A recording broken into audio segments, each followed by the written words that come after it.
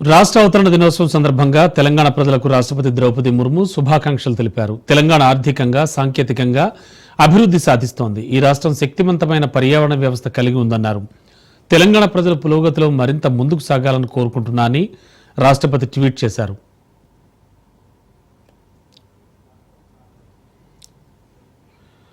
తెలంగాణ ప్రజలకు ప్రధాని నరేంద్ర మోడీ రాష్ట్ర అవతరణ దినోత్సవ శుభాకాంక్షలు తెలిపారు. దేశ పురోగతికి లెక్కలేనంత కృషి చేసేలా తెలంగాణ ప్రసిద్ధి చెందిందన్నారు. గత దశాబ్ద కాలంలో రాష్ట్ర అభివృద్ధికి ఎన్డీఏ ప్రభుత్వం ఎన్నో చర్యలు చేపట్టిందన్నారు. తెలంగాణ ప్రజల మెరుగైన జీవన సౌలభ్యానికి కేంద్రం కృషి చేస్తోందని ప్రధాని మోడీ ట్వీట్ చేశారు. ఇటు సికింద్రాబాద్ పెరేడ్ గ్రౌండ్స్ లో తెలంగాణ రాష్ట్ర ఆవిర్భావ దినోత్సవ వేడుకలు ఘనంగా జరిగాయి. ఈ కార్యక్రమానికి ముఖ్య అతిథిగా హాజరైన సీఎం రేవంత్ జాతీయ పతాకాన్ని ఆవిష్కరించారు. రాష్ట్ర ప్రజల ఆకాంక్షలను నెరవేర్చడమే తమ ప్రభుత్వ ప్రధాన ఎజెండా అని సీఎం రేవంత్ రెడ్డి స్పష్టం చేశారు. తాము అధికార పగ్గాలు చేపట్టే సమయానికి రాష్ట్ర ఆర్థిక వ్యవస్థ తీవ్ర గందరగోళంలో ఉందని, గత 10 ఏళ్లలో నిర్లక్ష్యానికి గురైన అనేక కీలక వ్యవస్థలను ప్రస్తుతం చక్కదిద్దే పనిలో నిమగ్నమయ్యామని తెలిపారు.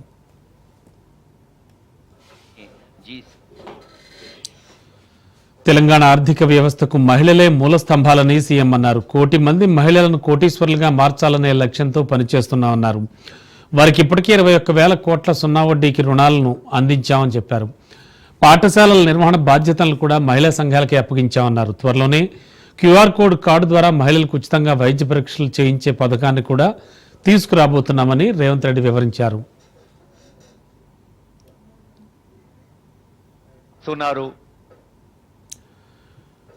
రైతుల సంక్షేమం ధ్యేయంగా తమ ప్రజాప్రభుత్వం అనేక కార్యక్రమాలు చేపట్టిందని ముఖ్యమంత్రి తెలిపారు. మేము అధికారంలోకి వచ్చిన ఏడాది కాలంలోపే 2 లక్షల లోపు రైతుల రుణాలు మాఫీ చేశామన్నారు.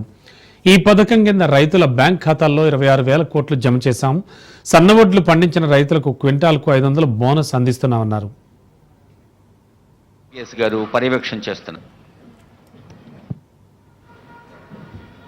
Disaster Response, Emergency and Fire Services. K. Prashant, Senior Fire Officer, is the సామాజిక న్యాయము, సమాన అవకాశాల కోసం దశాబ్దాలుగా పోరాడి తెలంగాణ రాష్ట్రాన్ని సాధించుకున్నాం. రాష్ట్రం ఏర్పడి 10 ఏళ్లు గడిచినా ప్రజల ఆకాంక్షలు నెరవేరలేదు. అందుకే 10 ఏళ్ల ఆధిపత్యాన్ని తిరస్కరించి ప్రజలు ప్రభుత్వాన్ని ఏర్పాటు చేసుకున్నారు. మేం బాధ్యతలు స్వీకరించిన క్షణం నుంచి ప్రజల ఆకాంక్షలను నెరవేర్చేందుకు నిరంతరం ప్రయత్నం మొదలు పెట్టాం.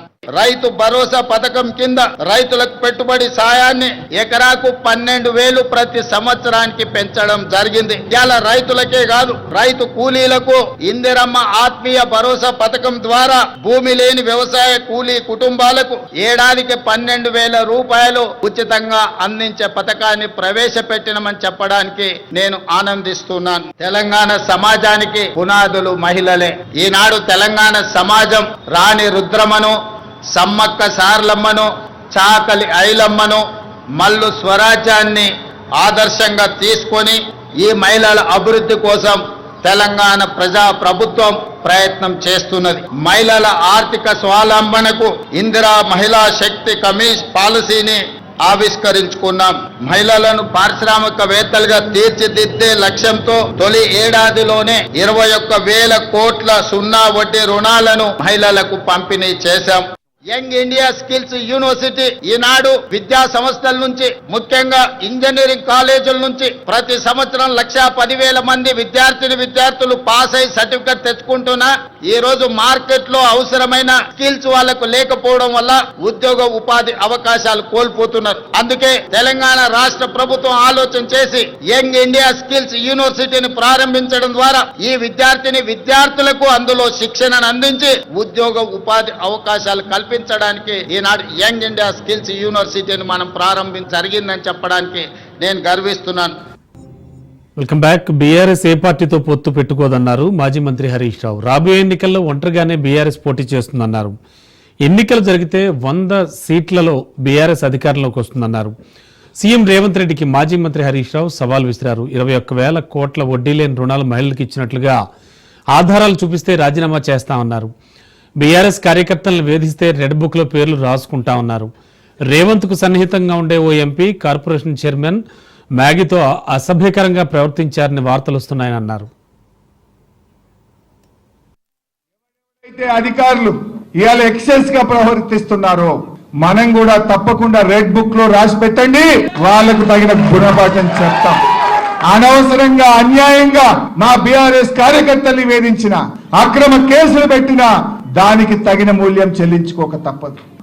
అన్ని కూడా గమనిస్తున్నాం జాగ్రత్తగా. బిడ్డ జాగ్రత్తగా ఉండాలని చెప్పి నేను అధికారులందరినీ కూడా హెచ్చరిస్తా ఉన్నా. ఇవాళ ఎన్నికలు జరిగితే 100 సీట్లతో మళ్ళీ బీఆర్ఎస్ అధికారంలోకి వస్తుంది. కొంతమంది మాట్లాడుతున్నారు బీజేపీతో బీఆర్ఎస్ కలుస్తుంది లేదా పొత్తు పెట్టుకుంటుందని. కేసీఆర్ గారు మొన్ననే కుండబద్దలు కొట్టినట్టు చెప్పిండు. బీఆర్ఎస్ స్వంతగానే ఉంటది, ఒంటరిగానే మళ్ళీ అధికారంలోకి వస్తుంది, 100 సీట్లతో అధికారంలోకి వస్తుంది తప్ప ఏ పార్టీతో బీఆర్ఎస్ పొత్తు పెట్టుకోదు. ఎవరితో పొత్తు పెట్టుకోము. బీఆర్ఎస్ కేసీఆర్ నాయకత్వంలో మళ్ళీ అధికారంలోకి వచ్చేది ఖాయం. ఇవాళ కాళేశ్వరం ప్రాజెక్టు కట్టి 20 లక్షల ఎకరాలకు బీఆర్ఎస్ ప్రభుత్వం నీళ్లు ఇచ్చింది. ఈ మూర్ఖులు ఏం మాట్లాడతారు? ఒకడంటాడు 1 ఎకరానికి నీళ్లు రాలేదంటాడు, ఒకడంటాడు 50,000 ఎకరాలే వచ్చినాయి అంటాడు, ఒకడంటాడు 1,00,000 ఎకరాలకే నీళ్లు వచ్చినాయి అంటాడు. నేనంటలేను, నీ ఇంజనీర్లు ఈ కాంగ్రెస్ ప్రభుత్వానికి ఇచ్చిన నివేదికలో 20 లక్షల ఎకరాలు కాళేశ్వరం ద్వారా కొత్త ఆయకట్టు స్థిరీకరణ జరిగింది అని నీ ఇంజనీర్లే చెప్తా ఉన్నారు. బీఆర్ఎస్ ప్రభుత్వం చేసిన మంచి పనుల మీద కమిషన్లు వేస్తున్నావు. నీ పాలనలో కాంట్రాక్టర్ల దగ్గర 20% కమిషన్లు తీసుకుంటున్నావు. నువ్వు చేసిందేమున్నది? రైతు బంధు ఎగ్గొట్టినవు, రైతు బీమా బంధు పెట్టినవు. నువ్వు చేసిందేముంది? చారణ రుణమాఫీ చేసినావు, బారణ రుణమాఫీ ఎగ్గొట్టినవు. ఇంతకు మించి నువ్వు రైతులకు చేసిన ఒక్క మంచి పని ఉంటే చెప్పు. 15 ఆగస్టు నాడు ఈ రాష్ట్రంలో రైతుల రుణమాఫీ చేసి తీరుతా అన్న ముఖ్యమంత్రి ఈ రోజు కన్నా చేసినవా? మళ్ళా 15 ఆగస్టు వచ్చింది. మొన్న అసెంబ్లీ సమావేశాల్లో మార్చి 31వ తేదీ కల్లా రాష్ట్రంలో రైతులందరికీ రైతు బంధు వేస్తా అన్నావు. 31 మార్చి పోయింది, ఇవాళ 2 జూన్ వచ్చింది. ఈ రోజు కూడా రైతు బంధు డబ్బులు రైతులకు పల్లె. ఇవాళ ఆయన మాట్లాడుతూ అంటాడట మహిళలకు 21,000 కోట్ల రూపాయల వడ్డీ లేని రుణం ఇచ్చినట్టట. ఇచ్చినావా రేవంత్ రెడ్డి? నేను సవాల్ విసురుతున్నా, నువ్వు 21,000 కోట్ల వడ్డీ లేని రుణం ఇచ్చినట్టు జీవో చూపించు, ఆధారం చూపించు, నేను రాజీనామా చేయడానికి సిద్ధంగా ఉన్నా. నువ్వు ఇచ్చింది 21,000 కోట్లు వడ్డీతో కూడిన రుణాలు ఇచ్చినవు తప్ప అక్క చెల్లెలకు వడ్డీ లేని రుణాలు ఇయ్యలేదు. ఆ అక్క చెల్లెలను మోసం చేసినావు నువ్వు. ఇవాళ ఆయన మాట్లాడుతుండు 60,000 ఉద్యోగాలు ఇచ్చిన నోటిఫికేషన్లు చూపి. నీ ప్రభుత్వం వచ్చినాక ఉద్యోగాలకు 60,000 ఉద్యోగాలకు నువ్వు నోటిఫికేషన్లు ఇచ్చినట్టు చూపి రేవంత్ రెడ్డి. నువ్వు ఇచ్చింది కేవలం 10,000 మాత్రమే. బీఆర్ఎస్ పార్టీ పెట్టినాడు ఈ రాష్ట్రంలో తెలంగాణ పదం నిషేధించబడ్డది. జై తెలంగాణ అని అసెంబ్లీలో మాట్లాడలేనటువంటి పరిస్థితి. ఆ రోజుల్లో కేసీఆర్ గారు పార్టీ పెట్టి ఈ రాష్ట్రాన్ని సాధించారు. కేసీఆర్ గారు పట్టుబట్టి ఇవాళ ఆయన తనకు పదవులకు రాజీనామా చేసి జై తెలంగాణ అని ఉద్యమాన్ని ప్రారంభించారు. ఇవాళ ఈరోజు రాష్ట్ర ముఖ్యమంత్రిపై అక్కడ ఆవిర్భావ వేడుకలు జరుపుతున్నారంటే దానికి బీఆర్ఎస్ పార్టీ కారణం కాదా? దానికి కేసీఆర్ కారణం కాదా?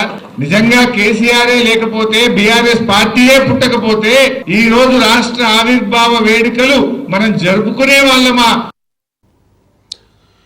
అమెరికాలోని డాలస్లో తెలంగాణ ఆవిర్భావ వేడుకలు ఘనంగా జరిగాయి. ఈ వేడుకల్లో బీఆర్ఎస్ వర్కింగ్ ప్రెసిడెంట్ కేటీఆర్, పలువురు బీఆర్ఎస్ ఎమ్మెల్యేలు పాల్గొన్నారు. ఖండాలు దాటి వచ్చి తెలంగాణ జెండాను రెప్రెపలాడిస్తున్నారని కేటీఆర్ అన్నారు.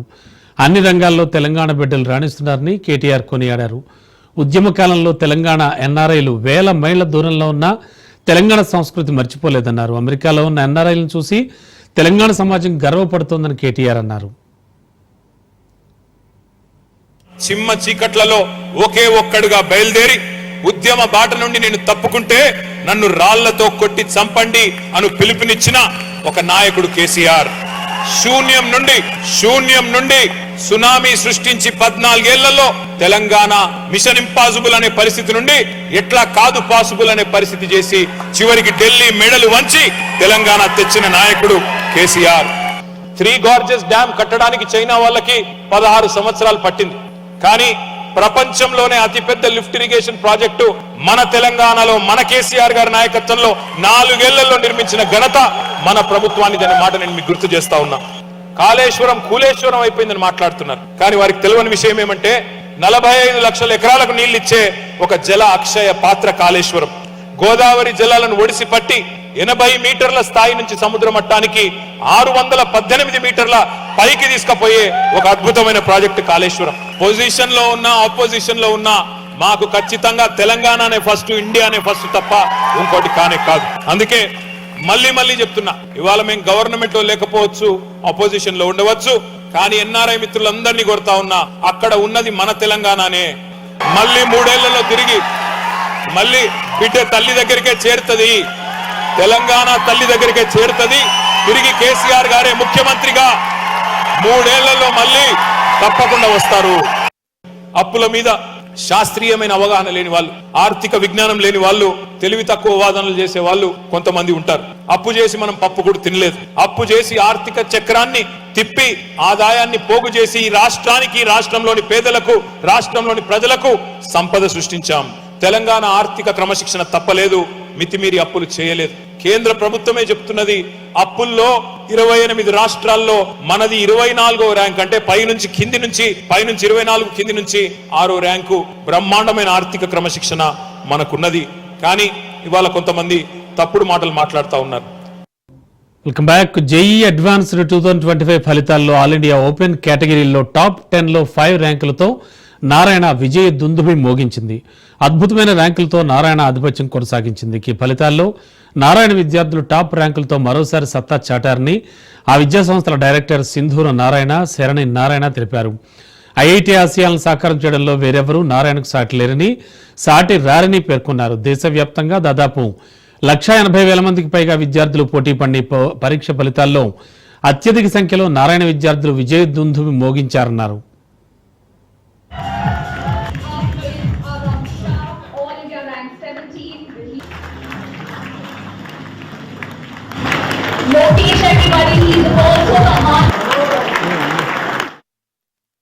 వడ్లమూడి లోకేష్. నేను విజయవాడ కానూరులో చదువుకుంటున్నాను. నేను నారాయణలో 7వ తరగతి నుంచి ఉన్నాను. నారాయణ నాకు చాలా హెల్ప్ చేసింది. మా పేరెంట్స్ అయితే నాకు చాలా హెల్ప్ చేశారు. నాకు ఫుడ్ పడకపోతే దగ్గరుండి అట్లా నా హెల్త్ బాగా చూసుకున్నారు. నాకు బాగాలేనప్పుడు నన్ను మోటివేట్ చేశారు. నేను సరిగ్గా ఫీల్ అవునప్పుడు నాకు all India rank 10 JEE advance 2025. మా సార్ చెప్పినట్టు ప్రిపేర్ ఎక్కువ ప్రాక్టీస్. మ్యాథ్స్ అంటే ప్రాక్టీస్ చాలా చేశాను నేను. మ్యాథ్స్లో మిస్టేక్స్ పోకుండా ఫాస్ట్నెస్ ఇవన్నీ, టైం మేనేజ్మెంట్ ఇవన్నీ చాలా ప్రాక్టీస్ చాలా ఎక్కువ చేశాను. 12-13 గంటల దాకా చదివాను రోజు. బ్రేక్స్ తీసుకొని మంచిగా ఎక్కువ ఆయాసం ఫీల్ అవ్వకుండా మంచిగా చదివాను. ఈరోజు జేఈ అడ్వాన్స్ 2025 రిజల్ట్స్ ని ఎంతో అద్భుతంగా సెలబ్రేట్ చేసుకోవడానికి ఈరోజు నారాయణ గ్రూప్ ప్రెస్ మీట్ అన్నది ఆర్గనైజ్ చేయడం జరిగింది. మీ అందరికీ తెలుసు, ఈ ఇయర్ రిలీజ్ అయిన ఏ రిజల్ట్ అయినా, జేఈ మెయిన్ అయినా, ఐపీ అయినా, ఎంసెట్ అయినా, లేదా ఈవెన్ 10th బోర్డ్ ఎగ్జామ్స్ అయినా, సిబిఎస్ఈ అయినా, స్టేట్ అయినా, ఏదన్నా కూడా నారాయణనే నెంబర్ 1 అన్నట్టు ప్రతి రేంజ్ లో, అంటే టాప్ రేంజ్ నుంచి క్వాలిఫైయింగ్ రేంజ్ వరకు అన్నిట్లోనూ అసలు నారాయణ ఈ కంట్రీ వైడే, not only state wide, country వైడే నెంబర్ 1 గా నిలవడం అన్నది జరిగింది. అలాగే ఈ రోజు పొద్దున్న రిలీజ్ చేసిన జేఈ అడ్వాన్స్ రిజల్ట్స్ లో కూడా మరి ఏ ఇతర తెలుగు విద్యా సంస్థలు సాధించని రిజల్ట్ ని, సాధించని ఘనతని నారాయణ గ్రూప్ సాధించడం అన్నది జరిగింది.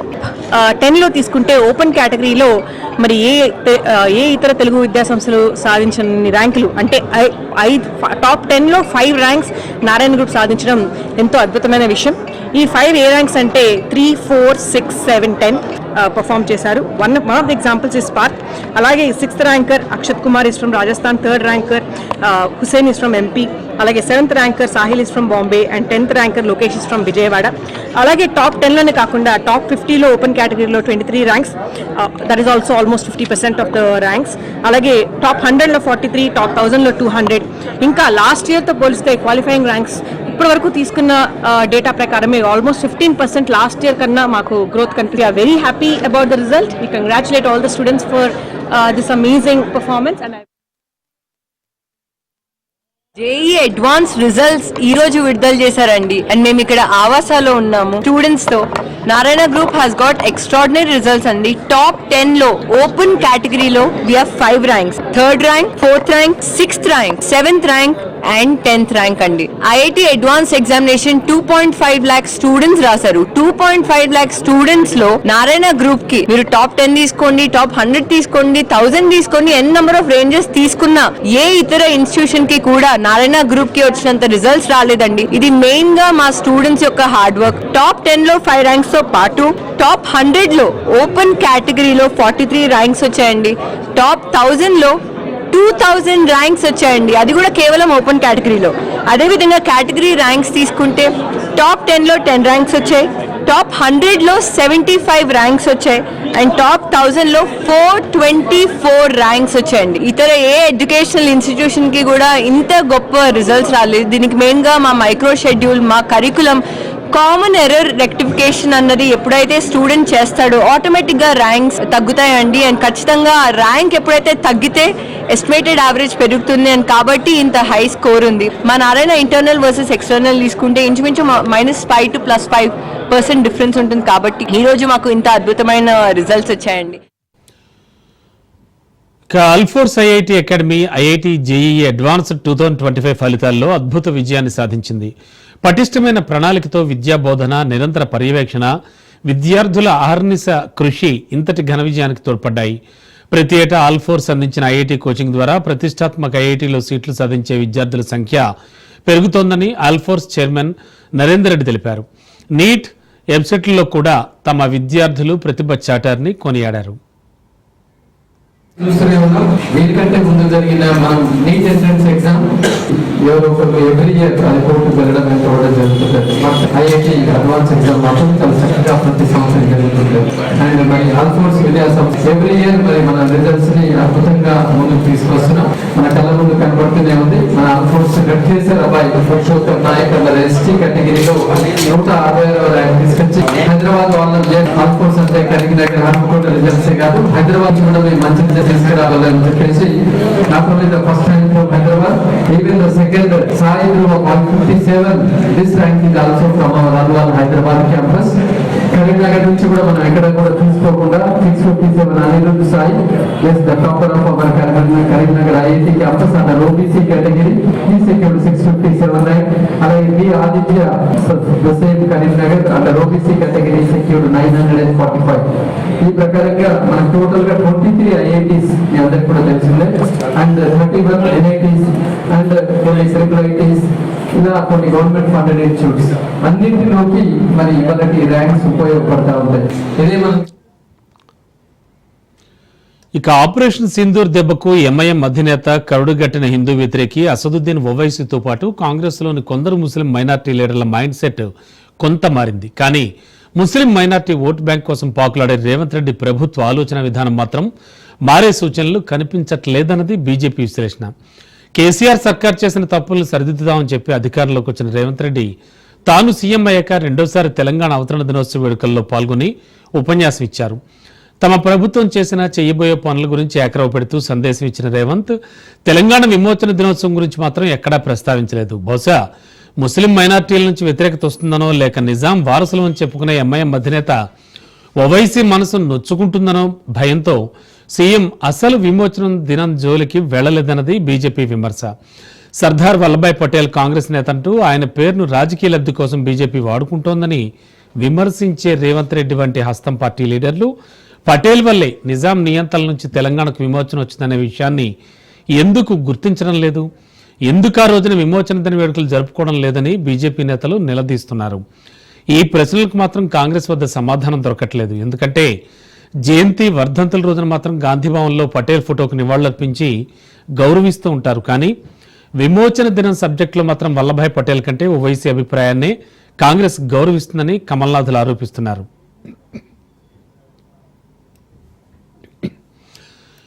పాకిస్తాన్తో యుద్ధం చేయకుండా ఎందుకు ఆపేశారో ప్రధాని నరేంద్ర మోడీ వివరణ ఇవ్వాలని హైదరాబాద్లో కూర్చుని సీఎం రేవంత్ రెడ్డి డిమాండ్ చేస్తున్నారు. బీజేపీ ప్రతిపక్ష సీఎం గనుక ఇలా అడగడాన్ని ఎవరూ తప్పుపట్టరు. దీనికి కొనసాగింపుగా అమెరికా అధ్యక్షుడు ట్రంప్ ఒత్తిళ్లకు తలొగ్గి ఆపరేషన్ సింధూర్ను ఆపాల్సిన అవసరం ఏమొచ్చిందని రేవంత్ అడిగే ప్రశ్నతో బీజేపీ నేతలకు ఎక్కడో కాలినట్లుంది. దీనికి కమల్నాథులు కౌంటర్ ఇస్తూ మోడీని ప్రశ్నించే ముందు అవతరణ దినోత్సవాన్ని జరుపుకునే దమ్మున్న రేవంత్కు విమోచన దినోత్సవాన్ని జరిపే ధైర్యం ఎందుకు లేదో చెప్పాలని ఎదురుదాడి చేస్తున్నారు. ఎంఐఎం అధినేత ఒత్తిళ్లకు తలొగ్గి విమోచన దినం గురించి ప్రస్తావించే దమ్ములేని రేవంత్కు ట్రంప్ ఒత్తిడికి తలొగ్గారంటూ మోడీని విమర్శించే అర్హత కానీ చిత్తశుద్ధిని శంకించే యోగ్యత కానీ లేవని దుమ్మెత్తిపోస్తున్నారు. తెలంగాణ విమోచన దినం పేరెత్తితే మొదటి నుంచి కాంగ్రెస్ పార్టీకి ఎందుకంత అలర్జీనో ఎవరికి అర్థం కాదు. ఉమ్మడి రాష్ట్రంలో కూడా బీజేపీ తరఫున ఈ డిమాండ్ వచ్చినప్పుడల్లా అప్పుడు ముఖ్యమంత్రులు ఈ విషయాన్ని పూచిక పుల్ల మాదిరిగా తీసిపడేసేవారు. ఇప్పుడు రేవంత్ సర్కార్ వైఖరి కూడా అలానే ఉంది. అసలు తెలంగాణ విమోచన దినానికి ఉన్న ప్రాధాన్యతను బీజేపీ కోణంలో చూడకుండా రజాకారులకు వ్యతిరేకంగా జరిగిన పోరాటాన్ని దృష్టిలో ఉంచుకుని చూస్తే బాగుంటుందన్నది తెలంగాణ ఉద్యమకారుల వాదన. కానీ ముస్లింల ఓటు బ్యాంక్ గురించి ఆలోచించే వారికి ఈ వాదన చెవికి ఎక్కదన్న విమర్శలు వినవస్తున్నాయి. తెలంగాణ ఉద్యమానికి చరిత్రలో ఎంత ప్రాధాన్యం ఉందో నిజాం నియంతల చెర నుంచి విడిపించి స్వతంత్ర భారతదేశంలో తెలంగాణను విలీనం చేసిన రోజు కూడా అంతే ప్రాముఖ్యత ఉందనే విషయాన్ని కాంగ్రెస్ పాలకులు గుర్తించడం లేదనే వాదన కూడా ఉంది. ఆపరేషన్ సింధూర్ అంశంతో మత సెంటిమెంట్ను రెచ్చగొడుతోందని విమర్శించే కాంగ్రెస్ నేతలు తెలంగాణ విమోచన విషయంలో ముస్లిం సెంటిమెంట్ను వాడుకోవాలని చూడడం అవకాశవాదం కాదా అన్న ప్రశ్న ఉత్పన్నమవుతోంది. బీజేపీ ఒక మతానికి కొమ్ము కాస్తోందంటున్న కాంగ్రెస్ తాను కూడా ఓ మతానికి చెందిన ఓటు బ్యాంక్ కోసం తాపత్రయపడుతూ అదే తప్పు చేయడంపై సమాధానం చెప్పాలి. తామే లౌకికవాదులమని జాతీయవాదులమని చెప్పుకునే కాంగ్రెస్ నేతలు విమోచన దినోత్సవాన్ని జరిపేందుకు అంత మొహమాట పడాల్సిన అవసరం లేదు. ఎందుకంటే నిజాం నియంతృత్వాన్ని ప్రతిఘటించి ఎంతమంది తెలంగాణ పౌరులు ప్రాణత్యాగం చేశారు, నిజాం అకృత్యాలకు ఎంతమంది మహిళలు మాన ప్రాణాలు పోగొట్టుకున్నారన్నది చరిత్ర ఎరిగిన సత్యం. ఈ పోరాటంలో పాల్గొన్న వారిలో చాలా మంది ముస్లిం బాధితులు కూడా ఉన్నారన్న విషయం కూడా మరవలేనిది. నిజానికి దేశ స్వాతంత్ర దినోత్సవాన్ని జరుపుకోవడం ఎంత ముఖ్యమో నిజాం పాలన నుంచి విముక్తి పొందినాడు కూడా అదే రకంగా వేడుకలు జరుపుకోవాలని కమ్యూనిస్టులు సైతం వాదించిన సందర్భాలున్నాయి. కానీ ఓటు బ్యాంక్ రాజకీయ మూసలో కొట్టుకుపోయే పాలకులకు ఈ చారిత్రక అంశాలు చెవికెక్కవు. వారి దృష్టిలో చరిత్ర కంటే చీప్ పాలిటిక్స్కే ఎక్కువ ప్రయారిటీ. మరి ఈ ఆలోచనకు ఎప్పుడు విమోచన వస్తుందో చూడాలి. మరి ఇక భారత్లో అక్రమంగా తలదాచుకుంటున్న విదేశీయులపై కేంద్రం నిఘా మరింతగా పెంచింది. మే 7న ఆపరేషన్ సింధూర్ ప్రారంభించినప్పటి నుంచి అప్రమత్తమైంది. ఇప్పటికే 2000 మందికి పైగా అక్రమ బంగ్లాదేశ్ వలసదారులను బహిష్కరించింది. అలాగే నిర్బంధాలు భయాల మధ్య మరో 2000 మంది స్వచ్ఛందంగా సరిహద్దు దాటినట్లు సమాచారం. దేశవ్యాప్తంగా వెరిఫికేషన్ డ్రైవ్ నడుస్తోంది. బెంగాల్, త్రిపుర, అసోం, మేఘాలయాల్లో బంగ్లాదేశ్ సరిహద్దు వెంబడి దృష్టి సారించారు అధికారులు.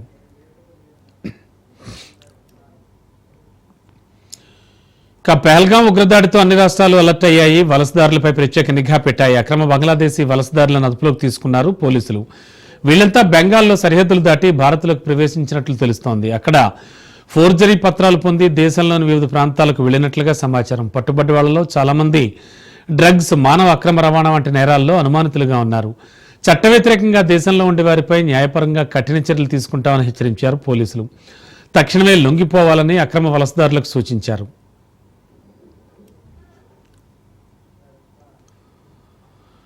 బంగ్లాదేశ్లో రాజకీయ అనిశ్చితి నెలకొనడంతో బంగ్లాదేశీయులు అక్రమంగా భారత్కు తరలివచ్చి ఇక్కడ తలదాచుకుంటున్నారు. ఖైదీలను ఐఏఎఫ్ విమానం ద్వారా తాత్కాలిక సరిహద్దు శిబిరాలకు తరలించారు. చాలా మంది పేద కార్మికులు జైలు శిక్ష అనుభవించడానికి బదులుగా తిరిగి వెళ్లడానికి సిద్ధంగా ఉన్నట్లు తెలుస్తోంది.